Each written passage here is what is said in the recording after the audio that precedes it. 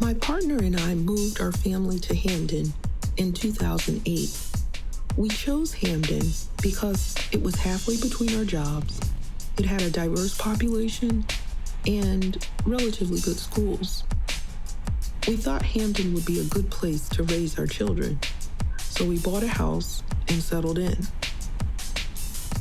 But after living in Hamden just a little while, I realized that yes, Black and brown people lived in Hamden, but Hamden was run like a whites-only club.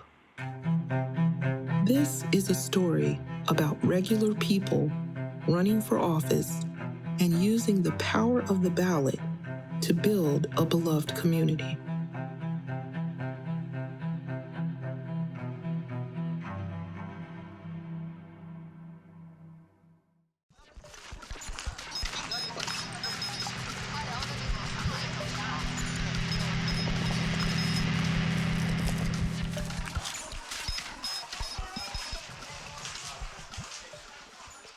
One of the phrases that we use often is God is still speaking, that our understanding of God's call for us in this world and our understanding of Scripture and the way it applies to the modern day is constantly evolving.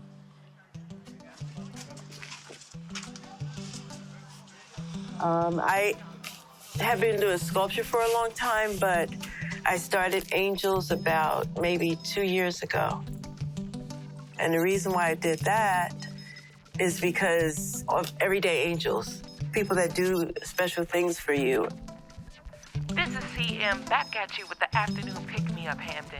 Did you know that about 385,000 babies are born around the world? On the DTC, and your dad also being on the Board of Ed, being elected for those positions, and also being part of the Black Caucus of Hamden, Connecticut. I think it's really inspiring because I feel like whenever we would go out canvassing, there has to be at least one person who says, oh, I want to be just like that, or I want to do what they're doing, and I want to get involved in that.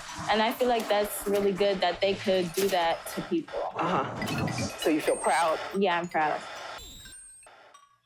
In 2019, I was on the Legislative Council, and what I was seeing on the council was that they were hiding the true nature of our finances, how the money was being spent, how revenues were coming into the town, the source of the revenues. I wanted to make sure that we weren't continuing to make those mistakes.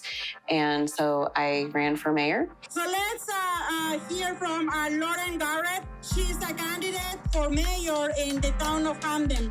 So let's give a round of applause, please.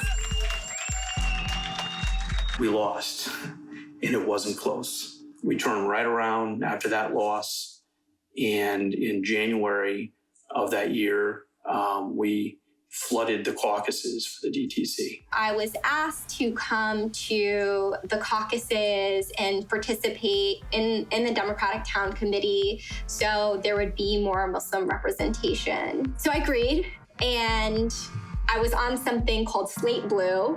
I didn't know anybody. June 19th, 2021, I was with the Black Caucus of Hamden, Connecticut. The folks who are members of the caucus began talking about how there were going to be some openings in the Board of Education because some people were cycling out, and this would be a really, really good time to think about the impact that we could have with getting some progressive people in there. And so things happened very quickly after that. I spoke with you. You put me in contact with Sean Grace, and he let me know what I needed to do. I had to send a notification in that I was trying to run for a seat on the board. And then I had to reach out to all 63 members of the Democratic Town Committee to let them know that I was running and hoping to be endorsed. I got chosen, I was endorsed, and from there, the campaign began. The opportunity was presented to me to run for a seat on the board. You can't complain when you don't have any stake in the game, right? You need to be involved. If I can help save one kid or make sure the resources are equitably disseminated to all citizens of Hamden, right? That's what kind of made me say, okay, let me go ahead and try it. I always had like this bug, like, I want to do something more in my town. I'm not really sure what that looks like. And my brother's girlfriend at the time, she was like, you should run for council. And I was talking to a friend of mine, Dr. Karen DuBois-Walton, who ran for mayor in New Haven. And she's like, you know what, just go to the mayor, get on the commission, that's how you start. You sent me a text and you were saying that, did I know any people who might be interested in running for the DTC? And I must have sent you back a text and was like, are you asking me? Or are you asking, you're like, well, if you want to do it. And I was like, well, maybe, you know. We go to the Playwright here in Hamden afterward for drinks and appetizers. And I start hearing all this talk. Everybody's so super excited and charged up. I had never seen anything like that before. I had never been involved in politics. I met so many people that night.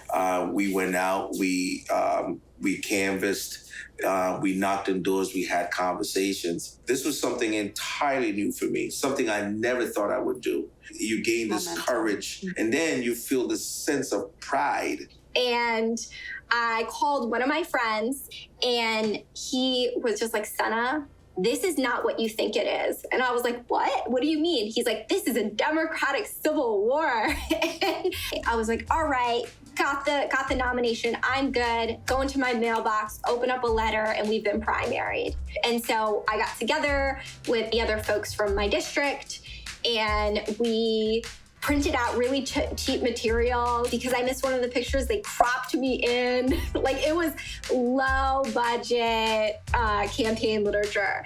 And I went to a door and they were just like, what's the Democratic Town Committee? And I was like, you nominate me to nominate other people. And everyone was like, what is this? It was really funny to try to explain this at the polls too, because people get a slip and they don't even know what they're voting for. I was running for the DTC and I wasn't sure that I wanted it, right? And I rallied some of my family and friends, and we went. It was the firehouse over in Hamden off of Benham.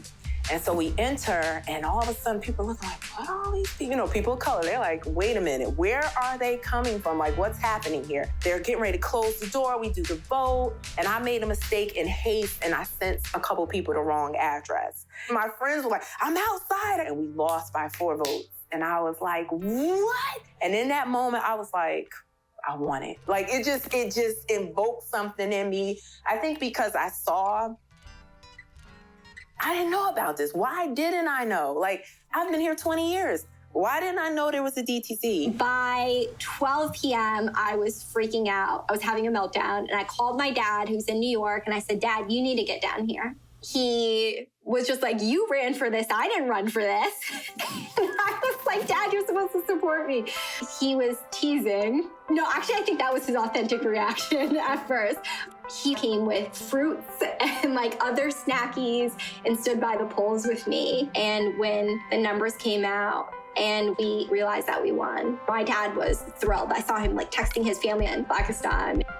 We took over the DTC, and it became by far the most diverse DTC ever. Majority non-white, majority female on that DTC. And for whatever reason, they let me be chair, which was, quite an honor.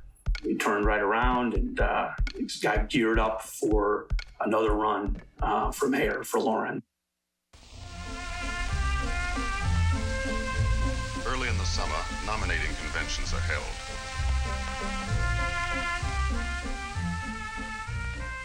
Listen, voting is a powerful thing. And instead of using the power of the ballot for good, some people approach voting like it's just a game of tug of war, pulling and yanking that damn rope and digging our feet in the ground on opposite sides of the middle. And to the victor goes cheap trophies or plastic medals or silky ribbons. Mere trinkets in comparison to the rewards we will get if we look at voting as a divine assignment. And I'm using divine with a capital D on purpose, because it is divine to always consider the humanity of others.